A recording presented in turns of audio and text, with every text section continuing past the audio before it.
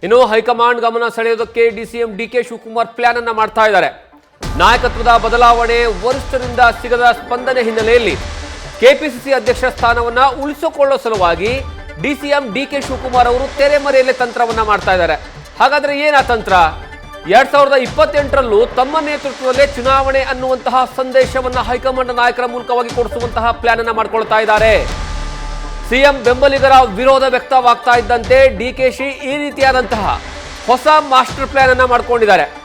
ಈಗಾಗಲೇ ಕೆಪಿಸಿಸಿ ಅಧ್ಯಕ್ಷ ಸ್ಥಾನದಿಂದ ಡಿಕೆ ಶಿವಕುಮಾರ್ ಅವರು ಇಳಿಬೇಕು, 2 ಸ್ಥಾನವನ್ನ ಏಕಕಾಲದಲ್ಲಿ ಅನುಭವಿಸಬಾರದು ಅನ್ನುವಂತಹ ವಿಚಾರಕ್ಕೆ ಸಂಬಂಧಪಟ್ಟ ಹಾಗೆ ಬಹಳಷ್ಟು ಜನ ನಾಯಕರುಗಳು ಸ್ಟೇಟ್ಮೆಂಟ್ ಅನ್ನ ಕೊಡ್ತಾ ಇದ್ರು. ಈ ಮಧ್ಯೆ ಈಗಂತೂ ಯಾವುದೇ ಕಾರಣಕ್ಕೂ ಸಿಎಂ ಸ್ಥಾನ ಸಿಗುವಂತಹ ಸಾಧ್ಯತೆಗಳಿಲ್ಲ ಅನ್ನುವಂತಹ ಚರ್ಚೆಗಳೇ ಕಾಂಗ್ರೆಸ್ ಪಾಳಯದಲ್ಲಿ ಕೇಳಿ ಬರ್ತಾ ಇದೆ ಡಿಕೆ ಶಿವಕುಮಾರ್ ಅವರಿಗೆ.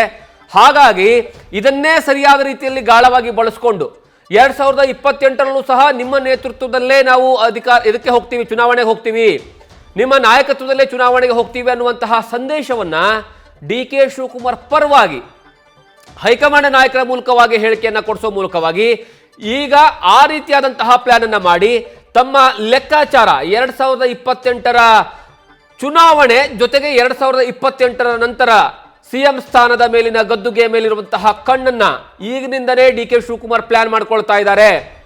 ಕಾರಣ ಏನು ಅಂದ್ರೆ 2028ರ ವೇಳೆಗೆ ಸಿಎಂ ಸಿದ್ದರಾಮಯ್ಯನವರು ಬಹುತೇಕ ಸಂಪೂರ್ಣವಾಗಿ ರಾಜಕೀಯದಿಂದ ಸ್ವಲ್ಪ ಮಟ್ಟಿಗೆ ತೆರೆಮರೆಗೆ ಸರಿತಾರೆ.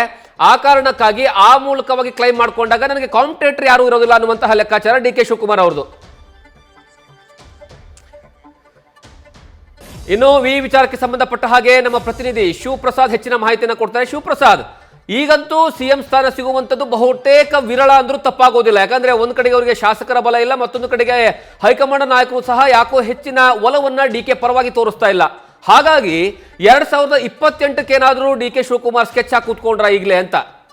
ಖಂಡಿತವಾಗಿಯೂ ಜಗದೀಶ್, ಕಳೆದ ವಾರವಷ್ಟೇ ದೆಹಲಿಗೆ ತಲುಪಿದ್ದಂಥ ಡಿಸಿಎಂ ಡಿಕೆ ಶಿವಕುಮಾರ್ ಅವರಿಗೆ ಹೈಕಮಾಂಡ್ ನಾಯಕರ ಭೇಟಿಗೆ ಅವಕಾಶ ಕೂಡ ಸಿಗಲಿಲ್ಲ.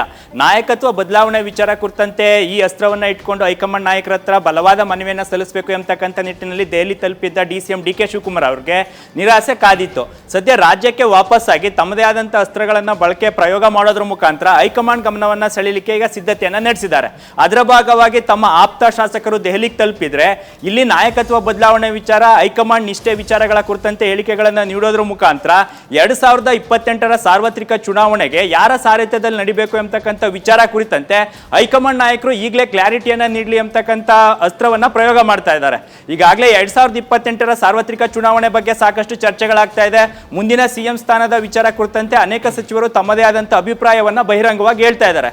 ಜೊತೆಗೆ ಸಿಎಂ ಹುದ್ದೆ ಕುರ್ಚಿ ಖಾಲಿ ಇಲ್ಲ ಎಂಬತಕ್ಕಂಥ ಹೇಳಿಕೆಗಳ ಜೊತೆಗೆ ಕೆಪಿಸಿಸಿ ಅಧ್ಯಕ್ಷ ಗಾದಿಗೂ ಕೂಡ ಬೇರೆಯವರನ್ನ ನೇಮಕ ಮಾಡಲಿ, ಅಧ್ಯಕ್ಷ ಆಗಿದ್ದಾರೆ, ಜೊತೆಗೆ ಡಿಸಿಎಂ ಆಗಿರೋರಿಗೆ 2 ಹುದ್ದೆ ಬೇಡ ಎಂಬತಕ್ಕಂಥ ಅಭಿಪ್ರಾಯಗಳು ಕೂಡ ಬಹಿರಂಗವಾಗಿ ವ್ಯಕ್ತವಾಗ್ತಾ ಇರತಕ್ಕಂಥ ಈ ಹಿನ್ನೆಲೆಯಲ್ಲಿ ಹೈಕಮಾಂಡ್ ನಾಯಕರ ವಿರುದ್ಧ ಅಂದ್ರೆ ಅವರಿಗೆ ಪ್ರತಿಯಾಗಿ ಈ ಅಸ್ತ್ರಗಳನ್ನ ಪ್ರಯೋಗ ಮಾಡಿ 2028ರ ಸಾರ್ವತ್ರಿಕ ಚುನಾವಣೆಗೆ ತಮ್ಮದೇ ನೇತೃತ್ವ ಎಂಬತಕ್ಕಂಥ ಹೇಳಿಕೆ ಹೈಕಮಾಂಡ್ ನಾಯಕರು, ಜೊತೆಗೆ ಸಿಎಂ ಸಿದ್ದರಾಮಯ್ಯ ಅವರಿಂದ ಹೇಳಿಕೆ ಬರಲಿ ಎಂಬತಕ್ಕಂಥ ಅಸ್ತ್ರ, ಜೊತೆಗೆ ಕೆಪಿಸಿಸಿ ಹುದ್ದೆಯಲ್ಲಿ ತಾವೇ ಮುಂದುವರಿಬೇಕು, ಈ ವಿಚಾರ ಕುರಿತಂತೆ ಯಾರಿಂದನೂ ಕೂಡ ವಿರೋಧ ವ್ಯಕ್ತವಾಗಬಾರದು ಎಂಬತಕ್ಕಂಥ ನಿಟ್ಟಿನಲ್ಲಿ ಡಿಸಿಎಂ ಡಿಕೆ ಶಿವಕುಮಾರ್ ಅವರು ಸಿಎಂ ಸಿದ್ದರಾಮಯ್ಯ ಸೇರಿದಂತೆ ಹೈಕಮಾಂಡ್ ನಾಯಕರ ಗಮನವನ್ನು ಸೆಳೆದು ಈ ವಿಚಾರದಲ್ಲಿ ಈಗಲೇ ಕ್ಲಾರಿಟಿ ಸಿಗಲಿ, ಹೈಕಮಾಂಡ್ ನಾಯಕರೇ ಹೇಳಿದ ಮೇಲೆ ಇತರ ನಾಯಕರುಗಳು ಅದಕ್ಕೆ ಆಕ್ಷೇಪವಾಗಲಿ, ಅದಕ್ಕೆ ತದ್ವಿರುದ್ಧವಾದಂಥ ಹೇಳಿಕೆಗಳನ್ನಾಗಲಿ ನೀಡೋದಿಲ್ಲ. ಆ ಕಾರಣಕ್ಕಾಗಿ ಡಿಸಿಎಂ ಡಿಕೆ ಶಿವಕುಮಾರ್ ಅವರು ತಮ್ಮ ಗಮನವನ್ನು ಸೆಳೆಯೋದ್ರ ಮುಖಾಂತರ ಈ ರೀತಿಯ ಹೇಳಿಕೆಗಳು, ಈ ರೀತಿಯ ಅಸ್ತ್ರಗಳನ್ನು ಪ್ರಯೋಗ ಮಾಡ್ತಾ ಇದ್ದಾರೆ ಎಂಬತಕ್ಕಂಥ ಮಾಹಿತಿ ಈಗ ಲಭ್ಯವಾಗ್ತಾ ಇರ್ತಕ್ಕಂಥದ್ದು. ಜಗದೀಶ್, ನ್ಯೂಸ್ ಫಸ್ಟ್ ನಿರ್ಭೀತಿಯಿಂದ ನಿಮ್ಮ ಪರವಾಗಿ.